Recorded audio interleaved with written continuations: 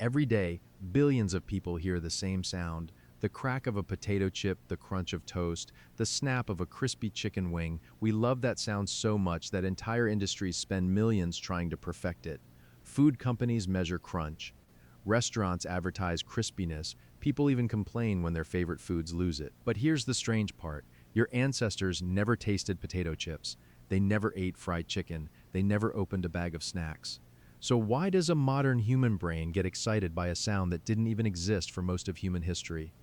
The answer begins tens of thousands of years ago, long before kitchens, long before farms, long before civilization itself, because our love of crispy food may be one of the oldest survival instincts we still carry today. Think about that for a second. A simple crunch might be a message from the Stone Age. Imagine standing in a landscape where every meal matters. There are no supermarkets, no refrigerators, no food delivery. If you fail to find enough food today, you might go hungry tomorrow. For early humans, eating wasn't entertainment, it was survival. And survival depended on making good decisions quickly. A bad choice could mean sickness, poisoning, or starvation. The problem was that food rarely came with instructions. Ancient humans couldn't read labels, they couldn't check expiration dates, they couldn't search the internet. They had to rely on clues, tiny signals hidden in the food itself: its smell, its appearance, its texture, and most importantly, its sound. Now here's the strange part. Sound can reveal information before you even swallow a bite. Imagine biting into a fresh fruit. It breaks cleanly, the flesh feels firm, you hear a crisp snap. That sound tells your brain something valuable. Fresh, safe, nutritious. Now imagine the opposite. The fruit feels mushy, soft, silent. Something might be wrong. Maybe it's overripe. Maybe it's rotting. Maybe insects have already reached it. For millions of years, these tiny differences mattered a lot. Researchers believe our brains gradually learned to associate crispness with freshness, and freshness often meant nutrition. The foods most likely to help you survive were often the foods that still had structure, the foods that hadn't started breaking down, the foods that produced that satisfying crack or crunch. This sounds simple, but it may have shaped human behavior for thousands of generations. Over time, our brains became reward machines. Whenever we encountered signs of valuable food, they released feelings of pleasure, not because pleasure was the goal, because survival was. The people who felt rewarded for choosing fresh foods were more likely to stay healthy, more likely to reproduce, more likely to pass their preferences to future generations, and those preferences still live inside us. But then something unexpected happened. Humans discovered fire. At first, fire changed survival, then it changed food, and eventually it changed our brains. Cooking made food safer, softer, easier to digest, but fire also created something entirely new: crispy surfaces. Imagine an ancient human placing meat near hot coals. The outside begins to dry, the moisture evaporates, a thin crust forms, suddenly the texture changes. Instead of soft and wet, the food becomes crisp and something magical happens. The flavor explodes. Scientists now know that heat triggers chemical reactions that create hundreds of new flavor compounds. When food browns, it develops richer smells and deeper tastes. The crispy parts often contain the strongest flavors. So now humans had two rewards happening at once. The crunch signaled quality, and the flavor delivered satisfaction, a powerful combination, one our brains never forgot. Imagine sitting around a campfire thousands of years ago. A family shares roasted roots, pieces of meat, wild nuts. Some bites are soft, others are slightly crisp from the fire.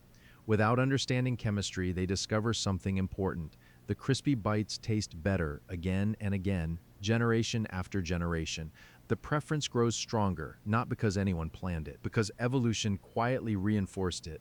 Now, remember this: human beings evolved in a world where calories were hard to find. Every meal required effort. Hunting, gathering, traveling, risk. The brain developed shortcuts, quick ways to identify rewarding foods. Crunch became one of those shortcuts. Even today, the sound itself influences our experience. Researchers have conducted fascinating experiments. People were given identical foods. The only difference was the sound they heard while eating. When the crunch sounded louder, participants often reported that the food seemed fresher and more satisfying. Think about that. The sound alone changed the experience, not the ingredients, not the nutrition, just the crunch. Your brain was making assumptions, ancient assumptions, assumptions that may have helped your ancestors survive. But the story doesn't end there because modern humans did something evolution never expected. We learned how to manufacture crunch. For most of history, crispy food was relatively rare. Then came agriculture, then ovens, then frying, then factories. Suddenly, humans could create crunch whenever they wanted. Bread, crusts, crackers, French fries, potato chips, breakfast cereals, entire categories of food built around one sensory experience. And our ancient brains loved it. Food companies quickly noticed. They discovered that crunch wasn't just enjoyable, it was addictive. Not in the dramatic way, people often use that word, but in the sense that crunch increases satisfaction. It makes people want another bite, and another, and another. The sound becomes part of the reward, which explains something many people have experienced. Have you ever eaten chips that went stale? The flavor might still be there. The ingredients haven't changed much, yet they suddenly become disappointing. The missing crunch changes everything, because the experience isn't only happening in your mouth, it's happening in your brain, and your brain has expectations, expectations built over thousands of years. Now imagine an ancient hunter returning to camp. The group gathers around a fire, food is shared. Children eat alongside parents. Everyone listens to the crackle of burning wood and the crunch of cooked food. For that family, those sounds meant something important: safety, success, a full stomach. Another day survived. The crunch wasn't just a texture, it was evidence that things were going well. Evidence that the hunt worked, evidence that food was available. And emotions became attached to those experiences: comfort, relief, connection, hope. Over time, those feelings became intertwined with food itself. Maybe that's why crispy foods often feel comforting even today. A crunchy snack during a movie, fresh toast in the morning, the crack of a warm pastry. These moments feel small, but they tap into something ancient, something much older than modern life. Because deep inside, your brain still responds to signals that once mattered enormously, signals that helped humans navigate a dangerous world. Signals that helped families survive long winters, signals that guided countless generations toward better food choices, and all of that history can be triggered by a single bite. Tonight, somewhere in your kitchen, someone will bite into a chip. Someone else will break a piece of toast. Someone will hear the crunch of a snack without thinking twice about it. But hidden inside that sound is a story stretching back thousands of generations, a story of survival, fire, discovery, family, and evolution. Because humans don't love crispy food simply because it tastes good. We love it because for a very long time, crunch was a clue that food was fresh, a clue that food was valuable, a clue that life was a little safer than it was yesterday. And maybe that's the most fascinating part of all. The next time you hear that satisfying crunch, you're not just enjoying a snack. You're listening to one of the oldest survival instincts still echoing inside the human mind.